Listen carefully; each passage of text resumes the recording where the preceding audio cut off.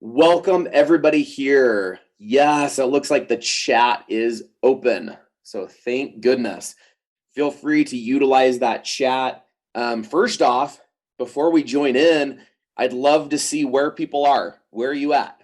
Are you in the US? Are you out of the US? What state are you in? Where are you joining us from? Feel free to drop that down there in there. Chicago, I love it. We got Iowa in the house. California. I don't know if I can pronounce that, but the Hachapi. Massachusetts. I love Massachusetts. I've been there before. North Dakota, Utah. Oh, I love that. Fellow Utah people. So good. Another Utah. Well, thank you so much for joining me today. This is day 2 of my webinar, and I really appreciate those of you that are attending and that attended yesterday. Yesterday, I had a big learning yesterday, and this is a good example. You know, sometimes in business, we try new things and we don't know how they're going to go, right? And in those moments, you learn so many things. So by me doing my webinar yesterday, I learned very important things that I'm going to be applying today as I'm on here. So a little bit of a recap from yesterday. I'm going to bring up my presentation here so you can see what we got going on today. So today, as you know, we are going to be in the marketing world, and I'm really excited for this one because first off, marketing is the way that you communicate out into the market, right? It's the way that you communicate out into the market and you communicate your value, you communicate who you are, all those kind of things. So we're going to go through a lot of that today. But before, I just wanted to go over a couple things that we talked about yesterday. So going into yesterday, I talked about the importance of setting an intention for this week. So what do you want out of this week? Why did you attend? Maybe answer that question for yourself. Why did you sign up for the webinar? What do you want out of the webinar? Write it down. And if there was one question or one area in your business that you feel if you got answered, you would be able to get unstuck and to be able to take action, because sometimes in our businesses, we just get stuck and overwhelmed by so many different decisions. So if there was that one question, what would it be? Write it down, ask it.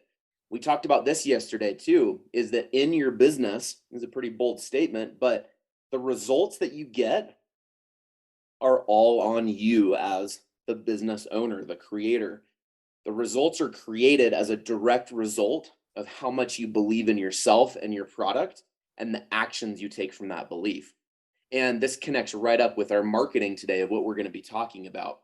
And as a reminder from yesterday as well, if you listened yesterday or you're on today and you're like, hey, I've listened to Pete for a little while, I've listened to his podcast, these things, I'd love to know what it looks like to work with Pete a little bit deeper on the things that we're talking about. Because, you know, on these calls, on these webinar calls, I can talk about marketing, I can talk about mindset, I can talk about pricing and time, and we will. And I'll be sharing a lot of great details that I believe if you apply to your business, they're going to help you. Just that right there. So take notes, apply the things that we talk about. But if you're really wanting to take your business to the next level, if you're really wanting to jump in and want to know what this looks like in specific for your business, jump on a discovery call. I'd love to chat with you. You can go on my website or I'll send a link after this as well.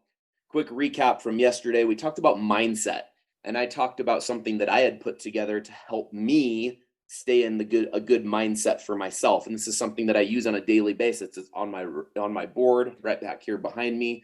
And it's a good reminder for me to remember to have courage, to believe in myself, to always take action in my business and in my life to become towards, so taking action towards becoming the mightiest version of myself. And the third one is K. And you're noticing this spells out cake. K, kindness. Kindness to yourself and kindness to others. And how important that is And some of these may not seem in line maybe with business necessarily, but it all is, right? Kindness is such a huge thing. Kindness to yourself, kindness to your competition, kindness to your customers, kindness to your vendors, all those things, they come around. And then energy. Where do you derive your energy from? And if you want to grow your business, then it's not an easy world to get into. So surrounding yourself by good, positive things to help you feel and embrace good, positive energy so that you can output good, positive energy out into the market. So before we get into marketing, this is just kind of wrap up things from yesterday from a mindset standpoint. I work with my clients a lot on mindset, a lot on beliefs, a lot on thoughts, because really most of the problems that we focus on and most of the problems that we have and that we get into conundrums on are usually thought errors or thought issues, right? And maybe it's a thought that we don't believe in or a story that we've told ourselves about ourselves or whatever that is. And so I just wrote out a couple samples. Like, this is going to look different for everybody, but this is where the awareness comes in, being aware of your thoughts and what they create for you and how you could adopt some of your own thoughts to live by. And so I wrote down some things here of like some thoughts that help me on a daily basis. First off, everything is figure outable. Instead of, oh, everything's going bad in my business. I can't believe I have all these things and this customer's complaining and my cake burned or whatever. But every problem in your business is figure outable. And no matter what happens, I love me. That's a huge one. Love and respect yourself as an individual, as a business owner, as a human, right? And this goes back to the first one, but there's a creative solution for everything. And I love this next sentence. If you're in a downtime and you're thinking everything is going wrong, maybe pose it to yourself. Wouldn't it be cool if this horrible thing in my business actually turned around into something amazing? You never know. And also, it's great where I am. There's a lot of comparison that happens in any industry, in any business out there. We have a lot of comparison and we look and see, oh, well, they're doing this. And why am I not there? We all have our own journey, and all of our journeys are going to look different. There's not one set of things that I can tell you from my experience that are going to work exactly for you. There's a ton of things I can tell you that will help you and save you a lot of time and money. But all in all, you need to guide yourself through there and then be okay with where you're at and be like, okay, that's where they're at. I'm going to be there in 5 years. I'm going to be there next year. They're there right now. Oh, I'm going to work towards that. Use it as a motivation to get you where you want to be in your life. And the last one, failures are an opportunity to grow. Any failure, any setback, anything in your life and business, I know things get hard. Things get really hard. I've opened and closed stores. I've had some big time failures in my business. Huge, like heartbreaking, shattering, earth shattering. But each of those have provided me the biggest opportunity to grow. It gives me a jumping off point. Anytime I fail huge, I'm like, okay, all right, let's find the gold in here. Because if you go out there and put yourself out there, take action towards your goal and something falls, that means there's some pretty dang good learnings inside of that failure. So remember that. Okay, so today we're getting into the meat of this today. I'm going to make sure I keep track of time today because I want to make sure that we leave the last 20, 30 minutes for question and answer. I'm not going to be looking at any of the questions right now as I'm going through my material. So please go and submit questions into the Q&A just so that you can get your question in there. And feel free to put some things in the chat too. I can look both places for questions. It's probably easier in the Q&A because I can manage them better. But please hold the questions till the end. But you can submit them right now as we're going. So hopefully that makes sense there. So marketing is one that I am very, very passionate about. So I have a lot of experience in restaurants and bakeries. I have 25 years of restaurant and bakery experience combined, working for myself, being a business owner, and then working for my brother. In those experiences, I learned a lot about marketing, a lot about getting my product in front of customers, what matters to customers, how to speak to them, how to understand them. And then on top of that, my college education is in advertising and marketing. I worked in New York City at L'Oreal doing product marketing, at Microsoft. I worked at doTERRA here in Utah at their corporate office doing product marketing. So my product marketing experience and just marketing in general is a very honed in skill set that I have, that I've learned over the last, many, many years. And it's one that I'm very passionate about. And hopefully that comes across through here and can help give you guys some value.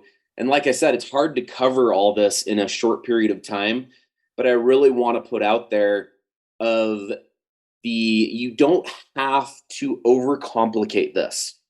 Okay. It might get to a point in a few slides here where you're like, whoa, this is like way too much for me, Pete. And that's okay. So step back and look at it from the simpler things I talk about in the next couple of slides.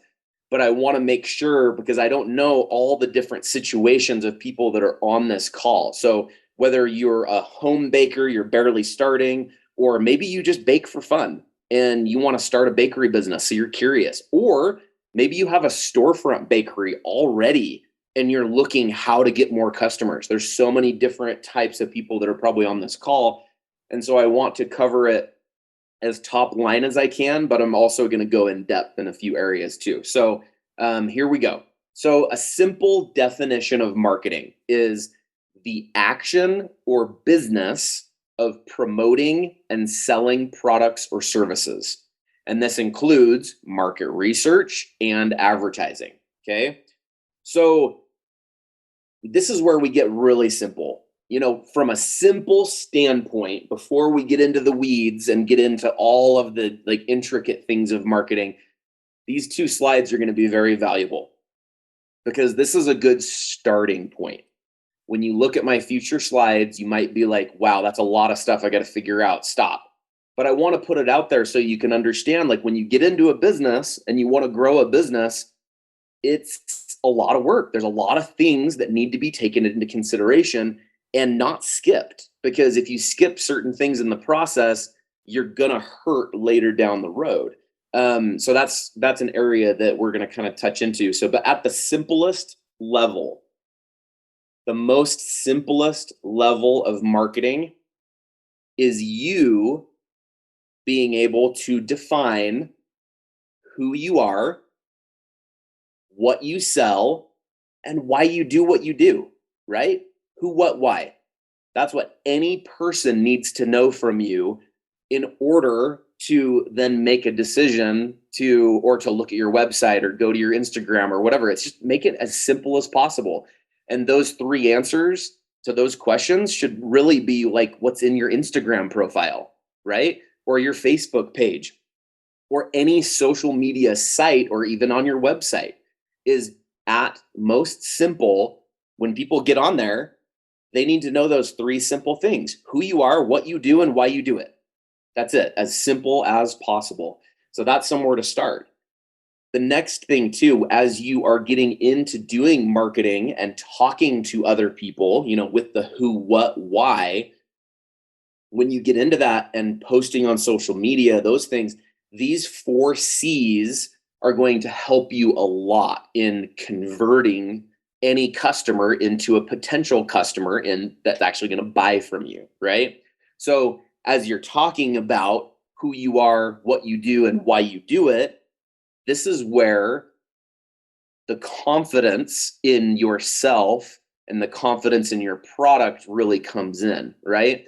Because if you're sitting here talking to somebody about your product and you're not fully confident in what you do, or you don't fully believe in what you do, that's going to come across in your marketing. It's going to come across in you talking. So work on the confidence. And none of us are perfect at this, right? I've been doing marketing for years and years, and I struggle with my confidence all the time. Sometimes I feel like things sound funny, or I post something and I'm like, oh, I don't like that. But there's interesting piece here is by doing it, even if you fail, and even if it's a horrible post, maybe nobody likes it or whatever, just start, because that's how you build confidence. You have to start building confidence by taking action, and whether it's a failure or a success, using that, especially if it's a small win, look for those small little wins, because even just posting, that right there is a win. And then you use that confidence that's built to post the next time. And every single time, you just get a little bit better at it. And then if you're consistent on the bottom of the list here, if you're consistent and clear and certain about what you do, 6 months from now, your content's going to look very different, because you're going to notice the development of your branding, your communication, those things. But you can't get there. You can't get to the point where you see other people doing their marketing until you start. And you got to realize that there is a growth time for you to get up to that point. It's not going to be just an instant natural thing. So remember, confidence, clarity, certainty, and consistency. And that is, as you're talking about the who, what, and why you do in your business. Sometimes we overcomplicate things, and we, like, as a good example, when I was at my first bake shop, I think we had like 28 different desserts that we would sell on a daily basis, and different varieties and everything. And it wasn't very consistent. Like, we did stuff all over the place. And I just think it's important from a communication standpoint for people to understand what you do. And it's okay to do a bunch of things. So maybe that's not the best example, but this is an area I would urge all of you to just write down, like, what does this mean for you? And this goes back to setting the intention for the week of what you're trying to get out of this, is how does this apply to you? So where you first want to start before you get into, a lot of the things I'll talk about in a minute, is, let's say you have a storefront or you're a home baker, whatever your situation is, you need to understand what's going on in your market. What's going on? Like, what are the different factors in your market, specifically your city, your town, your village, wherever you live? Like, what does it look like? Like, what are the economic situations? Like, is it more like, are people more wealthy? Are they middle class? Like, where are they? And then also, who are you trying to go after? What do the market segments look like? What does the market size look like? What are the other competitors in the area? And which competitors are really succeeding and really doing well? Look and see what's working for them, because what's working for another business might work for you. And so make sure you understand from your market standpoint. So wherever you're at, this is the best way to kind of see, and then you kind of line up your skill set, and you say, okay, this is what the market looks like. This is my skill set. What is something that I can prepare, and what is something that I can produce and advertise to this market segment that would possibly buy? And you set up all these things. And then marketing, really, when you get down to it, it's a lot of experimenting. It is a lot of hypothesis. It's a lot of testing, right? It's a lot of like, okay, if I communicate this way, what response do I get? Okay, I didn't hear much. If I communicate this way, this is the response that I get. And you slowly fine tune things to get down to the people you're trying to market. There's obviously a ton of other tricks, and not tricks, but other strategies you can go into. But just from a top line standpoint, understand what's going on in your market, and realize that if you have the best, cookie, let's say, and you're like convinced that I have the best cookie in the whole world, everybody's going to love this. I'm going to make it. I'm going to make a store. I'm going to open it. All these things. Everybody's going to love it. Problem is, what if in that same town you have like 15 cookie shops, and you happen to have like like a bunch of cookie shops that have amazing, incredible cookies? It's not saying not to do your cookie, but you're going to have to figure out, how does your cookie differentiate between the other cookies in the market? What do you do differently in your cookie, or your branding, or your customer experience? in order to set yourself apart and not just be another cookie shop, right? That's where marketing really comes in, is how you're perceived in the market. How do your customers see you, right? What do your customers want? It's all about understanding what the needs are in the market. Because if you look at any business in any industry, right? Any business, any industry, what do? They solve a problem. They solve a problem, provide a solution for that problem. In our case, we are providing smiles and happiness and comfort for people. Like, what's the go-to when people are not having the best day, right? You go get some sweets. You got to go to your bakery, your celebrations, all those things. And so when we're looking into what customers are looking for, I mean, they're looking for clean product, right? They're looking for well-prepared product with high quality ingredients. They're looking for a good quality experience, customer experience. How are they treated when they interact with you? Because also, many of you, I believe, are probably solo business owners. And it's very important from a branding or marketing standpoint, is how people view your business and you in the market, right? Because it is your personal brand, right? If you're not very nice to customers, or you're short with them, or whatever it may be, like, and some people don't like customer service. If that's the case and you don't want to be the face of your business, find somebody that can be the face of your business, because you want some forward facing people that are kind and nice and welcoming. Because the people that will come back to your business and the people that will refer business to other people are your customers. And a lot of people will ask me this: where should I spend my marketing budget? Where should I do it? And honestly, for the 10 years that I had my bakery, I never had much of a marketing budget. I spent some, but I realized the biggest marketing effort that I can do is making sure a customer's happy. And that is making sure that I am doing everything that's in my control, right? I can control what the product is like. I can control the consistency of the product that is going to them and in their mouths, right? I can control how I show up. I can control those things. And those are just some areas to focus on. So customer experience is huge. If you spend time on customer experience, right there is going to help you get more business. Because if you have happy customers, they're going to refer to other people. It's just simple as possible. Like that is the simplicity at its best from a marketing standpoint. Have your who, what, why figured out, and talk to people and provide an amazing experience.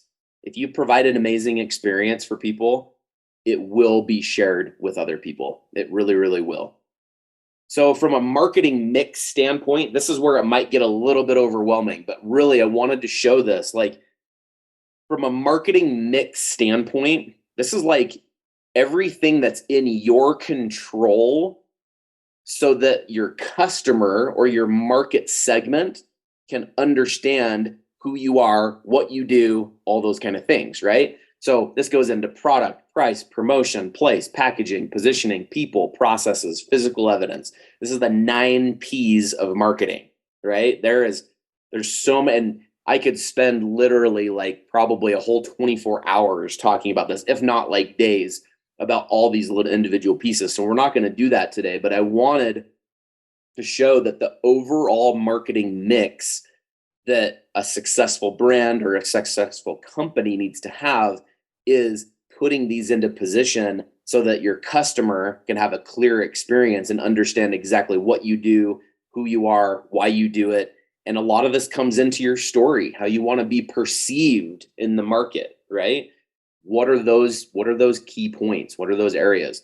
For today's purposes, back when I went to college, it was, I think, I can't even remember. I think it was like 2008, 2009.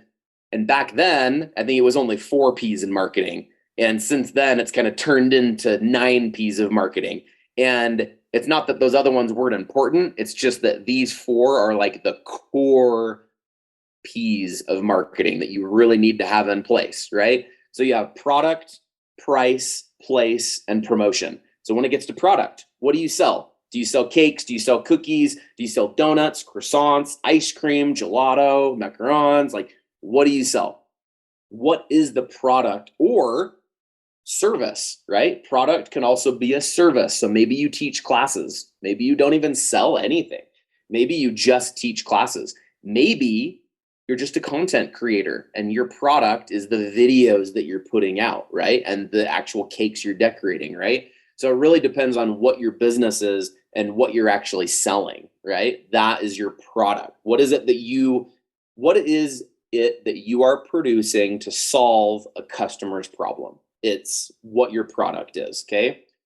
And that's also too, like, what does the product look like? What are the characteristics of the product? And that's not only flavors, but how do you display it? Is there something that you do on your wedding cakes that's significantly you? Like, I talked to somebody a little while ago and they like would do a little like final touch on the wedding cake, and it was like a little texture or like a fleck of like gold or silver or something that's very unnoticeable, but something that she signature did on all of her cakes. And there's little things like that that you can kind of choose, like, how do you differentiate? This is the biggest thing. So when I was in product marketing, this was the biggest, differentiating factor when you get to product marketing. And this applies very well to desserts as well. What are the differentiating factors that make your dessert or your cake or your product different from the competition?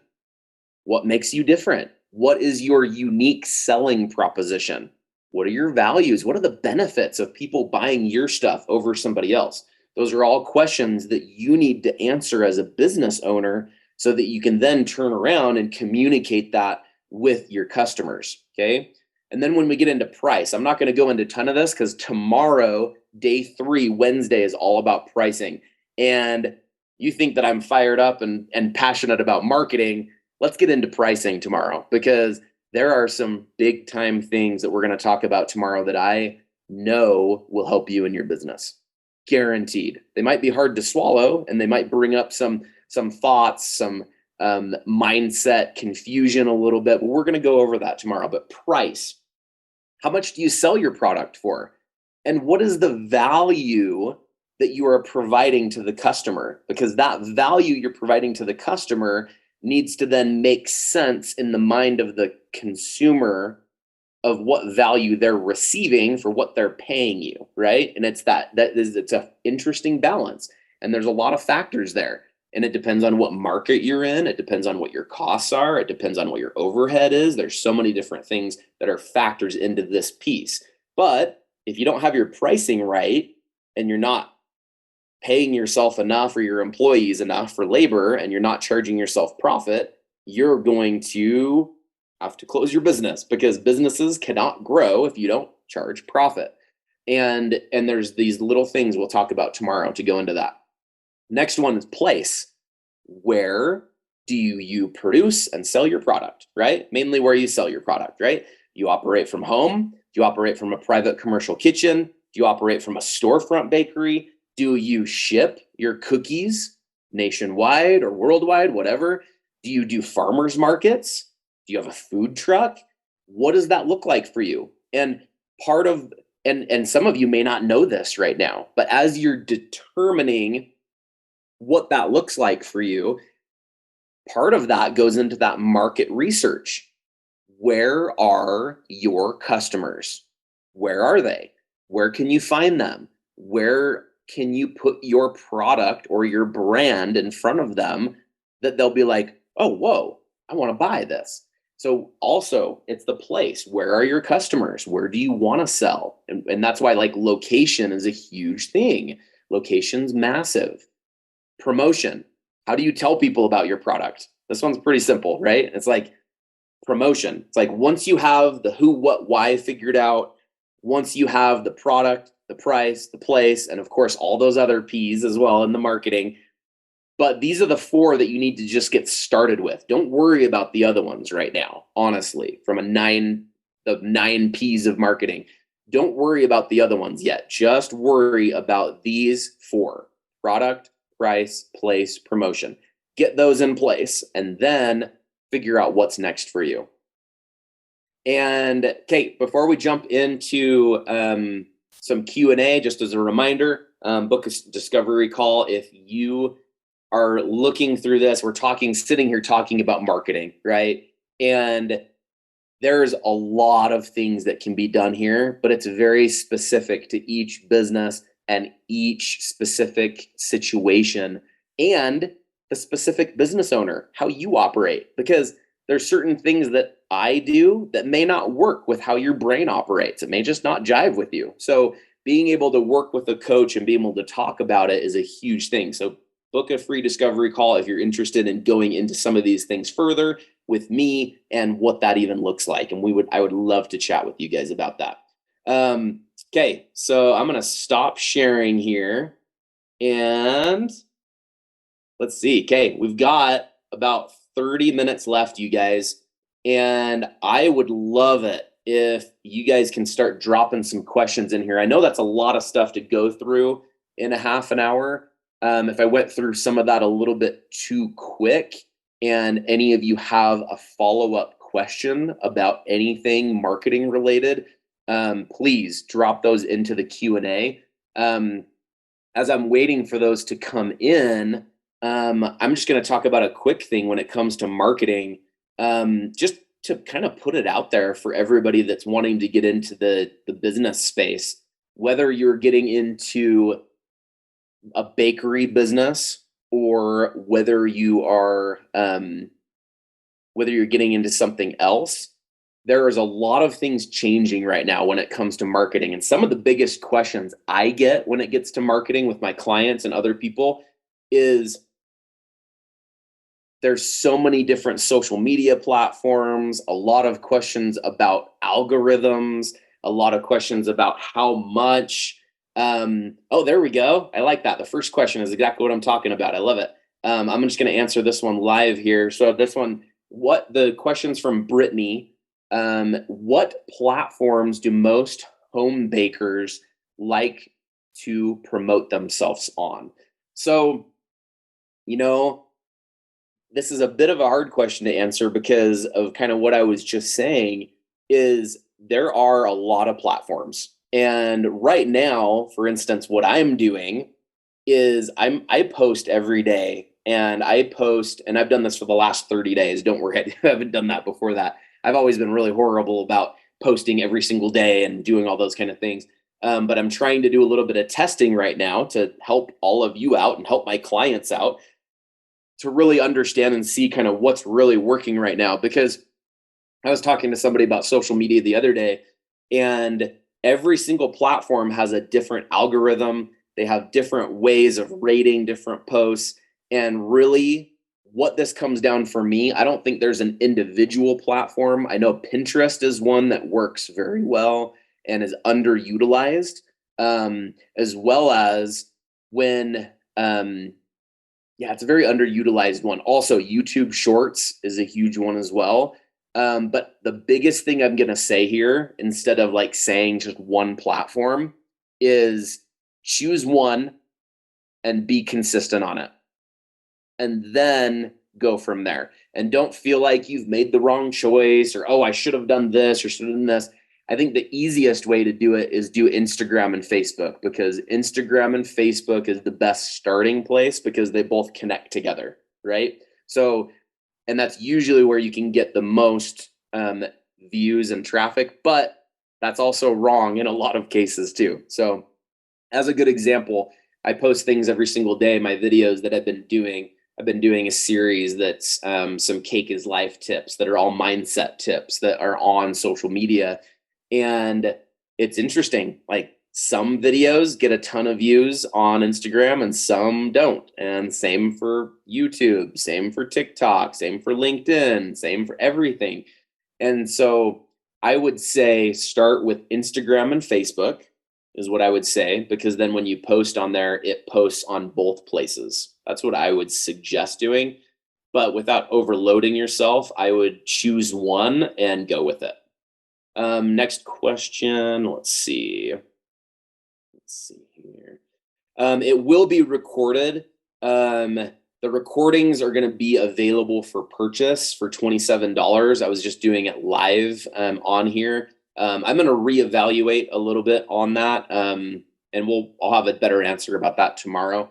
We'll figure it out. I haven't really decided my exact strategy with all of these videos quite yet, but I knew that I did want to have them available for purchase if people want to buy them after. But I'll do some thinking on that, and I'll get an answer for you guys on this one.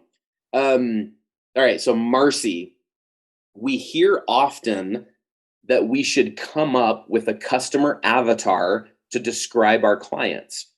You also mentioned place as part of the essential components of marketing. One thought that came in mind, what are the places my ideal client would be normally shopping at? I'm not my ideal client, so I have no clue where to start with this. How would you suggest going about defining a place if our ideal client is more of a luxury shopper who is interested in custom luxe cookies? Okay. And then, okay, the next one's a different person. Okay. It's a great question.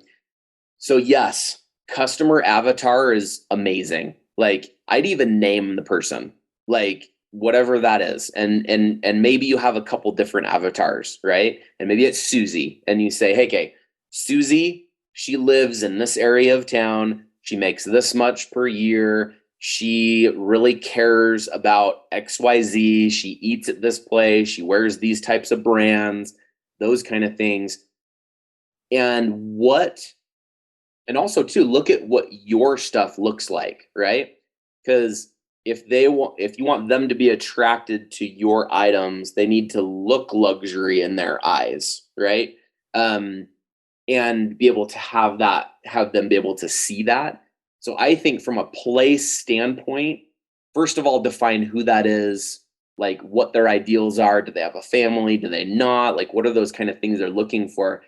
But this is an area also, like, don't spend too much time here either, because honestly, if you want, this is the better thing, because this is what's in your control, right?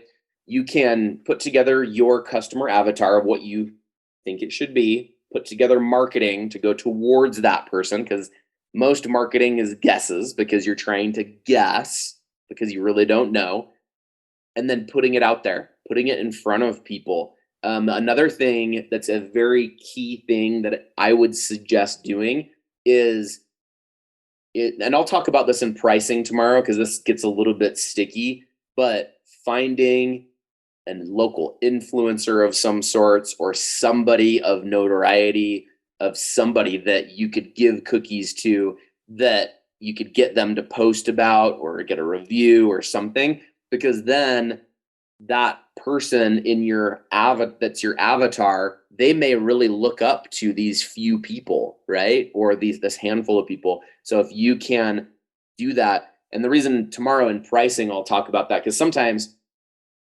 when you reach out to people like that, they want you to like pay them money or those kind of things. We'll talk about that tomorrow, but being able to make a win-win situation with somebody to make sure that, I hope that makes sense. But we'll talk about that a little bit more tomorrow. But I would say make sure that you look at your brand, and first off, look and see if you were a luxury shopper, or if you know a friend that falls into that category, send them your photos, send them your desserts, and say, hey, I'm really trying to go after a luxury shopper. Could you tell me your feedback? Another way you can do this is gather together a bunch of influencers in your area and do like a focus group, or just a focus group of people in your area. How would they rate the cookie? And then also like tell them how much it is. And maybe that can kind of give you some perceptions that are a little bit, because a lot of marketing is a test. A lot of it is testing something and seeing how it works, and then taking all the data and then trying again. I hope that makes sense, Marcy. If there's another follow-up question, or if you want me to clarify something else, please put it in there. Any specific tips to market logo custom cookies for corporate customers?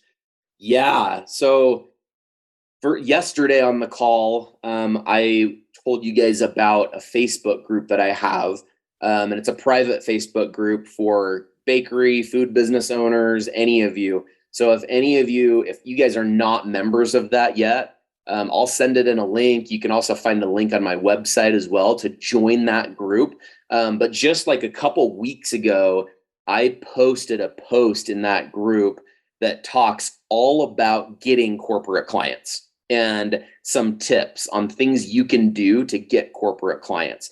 And from a logo cookie standpoint, it'll fall right into this, and you'll see it in the comments in there. And I'll go over this in here too. But it's leaving some samples for them, right? Because they have to see your work, and they don't want to see somebody else's logo on a cookie, right? They want to see their logo on a cookie, and they may not know what that looks like. If you just show up and you show them logos of cookies on all these other things, they want to see what it looks like on theirs. So a fun idea would be, and this is some free labor, right? This is some marketing, but oftentimes when you're a new business, you don't have the money to put into marketing, but you do have time. So what can you do? You can decorate 1 or 2 or 3 cookies with their logo on it and go drop it off at their business along with your menu. Exactly how much, what do you charge? What are the customizability that they can do? What kind of quantities can they order? What's your ordering process? I would suggest doing something like that, because you guys, if you have not tapped into corporate accounts, you've got to do it. You got to do it, because whether you're in weddings or birthdays or whatever, there's a lot of seasonal stuff with bakeries, right? But corporate companies, I've worked in many corporate companies over the last 13 years. And in my experience, and I know many people that are still working in corporate that can confirm this as well, that companies spend money on their employees all the time on treats. And they're usually buying things from like bigger chain stores, right? Like Einstein Bagels and the grocery store donuts or whatever. And granted, that's probably because they're a little bit cheaper, a little bit more affordable for them to feed all their employees. But for the special occasions, they need to know about what you offer, right? Because then when they're in that meeting, in their corporate meeting, and they're trying to figure out, okay, what are we going to do that's special for our employee's birthday? Or maybe we're having our 10th anniversary in our business and we're having a huge party, and they happen to have your business card that you dropped off a year before or 6 months before or whatever. And they're like, oh, let's call Becky, because Becky does these amazing cookies. And then you've put yourself in their area, because that's the biggest thing with marketing. Like sometimes I think we feel like if we build it, they're just going to come. If we build a storefront shop, people are just going to show up. But the problem is that you all know this. Humans are just busy. We have a billion things going on. And on a day-to-day basis, like we forget things. We get busy. We forget about promos. We get about all these kind of things. And a good example is this webinar, right? I had a lot of people sign up, and there's a lot of people on here. So thank you for being here. But there's plenty of people that just forgot because they just probably had something come up, right? And that happens to me all the time. So I think there was one of my professors at school told me something that was very interesting, and I really liked it from a marketing standpoint. And it was that, and it was more from the perspective of being a prospective employee of a business and wanting to like keep you in their mind so that they would consider you for a job. But I use the same principle in marketing, because in marketing, in order for somebody to actually buy your product, they say that they have to interact or see or interact with your brand at least like 6 to 8 times before they actually decide to purchase. And that there's data behind that and everything. So what my professor said is that you need to be unobtrusively omnipresent. I'll say that again. unobtrusively omnipresent, which means that every once in a while you're dropping by something. So, Becky, when you're doing these logo cookies or custom cookies, drop by the sample, and then 2 weeks later, just drop them an email and say, hey, how'd you like those cookies? And just leave it at that. You don't even have to ask for an order. And then maybe like a couple weeks later, like if you haven't heard anything from them, just like, and don't be annoying. That's why it's the unobtrusively omnipresent. You want your name to come to mind when they need something that you do, but you don't want to overly be talking in their ear all the time so that they're like, oh, it's just too much. Anyway, that's a long answer to your question, but I hope that's helpful, Becky. But go join that Facebook group, because we're going to be starting to do a lot more in there. I've got about 54 members in that group right now, and I'm really wanting to build that up to be a place where people like yourself and those in the group can help share information around, right? And to be able to troubleshoot through things, share best practices, what's working in your market and what's not working in your market. What are some things? Because the way that we're going to grow is being able to collectively, as business owners, collectively have information to help us to move forward, because it's a huge thing. Let's see. Oh, Terry, you said you're having trouble joining your group, but it wants a password. Make sure you're logged into Facebook, Terry, because that'll be an issue, because it'll probably want a password, because you're maybe not logged in. So maybe look at that first, because it shouldn't ask for a password to go into the group. If that is an issue, I will definitely look at that and get that fixed for sure, though. Okay, sorry, Christine. I skipped yours because I saw the other one come up. Okay, Christine, and we've got about 12 minutes left. So anybody else that has any burning questions, or even if it's unrelated to marketing, if it's a mindset question from yesterday, or if it's a pricing question that you have even before we get into pricing tomorrow, because I'm open. I'd love to chat about it, and it might actually help our discussion tomorrow if we get maybe one thing out of the way today. So because I'm just trying to provide as much value as I can through this time. I know it's not very much time, but I really want to provide as much value as I possibly can here. Okay. Brand new. So this Christine. All right, let's look at this, Christine. So brand new to starting business. What are your thoughts on local farm stands or craft shows? Okay. Christine, depending on where you live, I don't know where you live, but let me just tell you about my experience and a lot of friends of mine's experience. I think local farmers markets and farm stands and craft shows are amazing for bakers to be able to enter into. Amazing. That is how I got my start. So back in 2013, I moved here to Utah, and I wanted to open up my bakery business. Didn't have any money, had a full-time job working in marketing, trying to start my business on the side and figure out what that looked like. I had like zero startup funds for money. So I was like, okay, I'm going to take a little bit of money that I have from my paycheck, and I'm going to make a batch of stroopwafels is what I sold back then. The little like Dutch cookies with caramel inside, right? They're delicious. And so I made a batch of those and went and signed up for the local farmers market. It was $20 to get a booth. I'm sure it's way more expensive now, but from a cost standpoint, it's a great place to start. And obviously it depends on what your licensing is as well in your particular city, county, state. You're going to have to look into that, because there's a lot of cottage food laws that come into play there. So you may just want to make sure you know what the regulations are of those markets and craft shows before you go.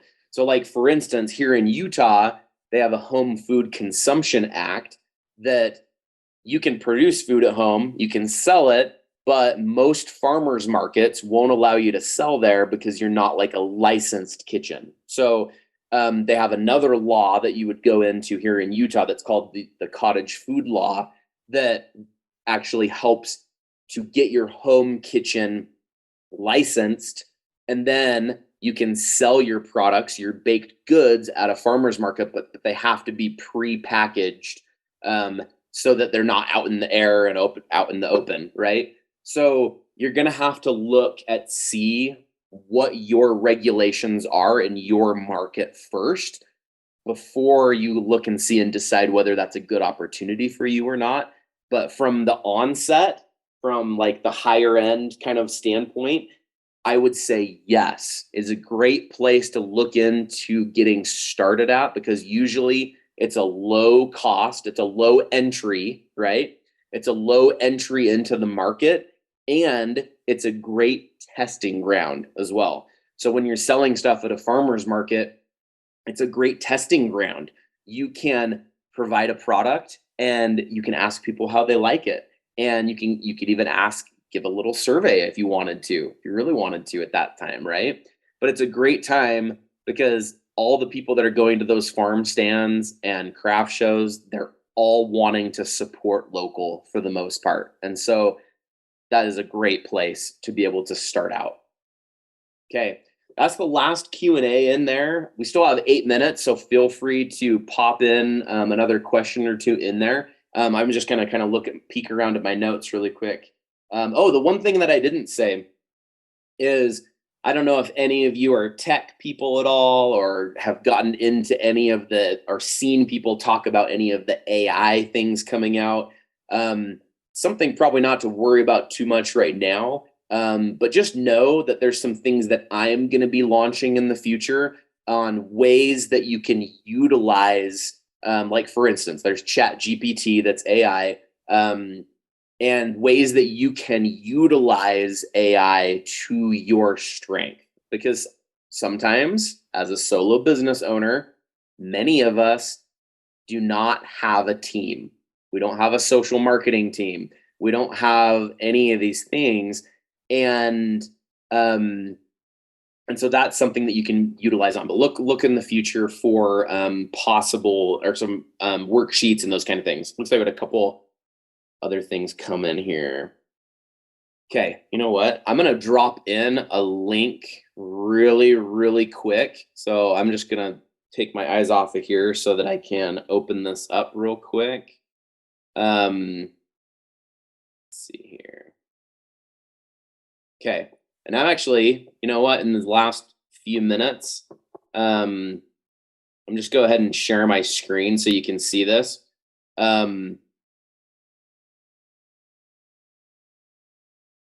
So,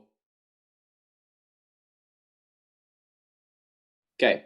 So on my website, just themightybaker.com, go there, scroll down, and then click on join the community. I need to change the name on here. I changed it just a couple days ago. But if you click on join now, it's going to ask for your first name, last name, email, and then you push that through, and then it should kick you over right into here. And so right now it's called the Mighty Baker Business Circle Make More Dough, because I'm switching the name to Make More Dough. But that should that hopefully be able to find it that way. Let's see.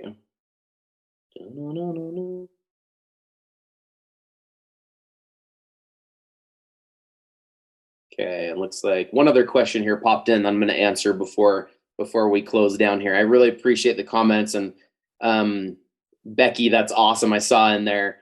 Yeah, you can use ChatGPT for some really cool things. It's really interesting what you can do in there. I'm very passionate about that. I know it very well. I use it all day long, and I don't use it to produce like all of my raw content. Like I produce ideas and brainstorming in there, and then I use those ideas to then flesh out other parts of my business. So that's great. And Ash, Suzanne, your comment, thank you. You're very welcome. Very, very, very, very welcome. Okay, last question for Marcy. Okay, if I'm looking to outsource some of my marketing, designing graphics like flyers, business cards, etc., posting on my socials on occasions and the like, what are some options you suggest to do this cost effectively? There's plenty of people out there that do offer this, right? And so it really depends on what money you have to put into it. I would suggest if you don't have a ton of money, I'm also going to be putting together some quick little courses on how to use Canva and how you can utilize it and how to work with it smart. Because really, once you get your kind of design down, you can usually, like, I do everything myself, you guys. I Part of that's because I am like I'm very perfectionist and very particular about things. So I do everything myself and I know how to do everything in my business. But that would be the thing I would suggest is try to figure it out yourself a little bit, just so you know at least some of the ideas behind it. But from a cost standpoint, that could cost you anywhere from like $100 a month to thousands, right? Depending on what you're actually looking for. What I would suggest if you're looking for somebody from a cost effective standpoint, I would try and look for people that are right out of college, or maybe not right out of college, because you maybe don't want them messing with your business too much, but somebody that is trying to start their social media business out and trying to build out their portfolio. You can usually get access to their services for a little bit less. And sometimes people will reach out to you with things like that. But I wouldn't spend a ton of money on it, just because I think that there's some great things online. And then also back to what I was talking about with AI, there are some AI tools that I believe in the next probably 3 to 6 months, you're going to be able to go in there and you're going to be able to pay a certain amount per month and they're just going to be able to spit out content for you. So I'm going to look more into this and I'll have content around this in the future. So make sure you join that Facebook group, Marcy, because I'll be definitely talking about it in there, on ways that you can utilize that. So and there's a little plug for the end of this too, in this last minute, is I just want to help so bad, you guys. Like, obviously, like, I'm a coach. I've turned my whole bakery business into coaching and mentoring. And of course, like, I'm looking for clients. I want to find people out there that want to bring their business to the next level, because I'm an open book. I will tell you anything and everything that I've experienced, everything that I've done wrong, everything that I've done right, all those kinds of things, because I want to provide value. I care about this industry so much, and I've struggled in this industry so much. And there's many times over the years that I've just wanted to give up and throw in the towel. But I am persistent and I am going to figure this out and make it work for other people, because I feel like so many of us are struggling trying to build these businesses. Let's share information and grow together. And so join that Facebook group if you haven't. It's going to be amazing. And anyway, that's the last. We're almost at 1:00 in about like 30 seconds. You guys are amazing. Please join us tomorrow again. Tomorrow is huge. Pricing is one of the biggest areas that is a challenge in running a bakery business, especially a wedding cake business or a birthday cake business or a custom cake business or a dessert business. It gets very tricky and very intricate, but we're going to try and break down some of those barriers and break down some of that mindset that we have, so that we can work into valuing ourselves and valuing our product and putting ourselves out there more professionally in the market. And I'm going to help you do that. So come back tomorrow, book a discovery call if you're interested. And other than that, we will see you tomorrow for day 3. And day 3 is pricing, and it's going to be epic. You guys have a mighty day. See you guys later.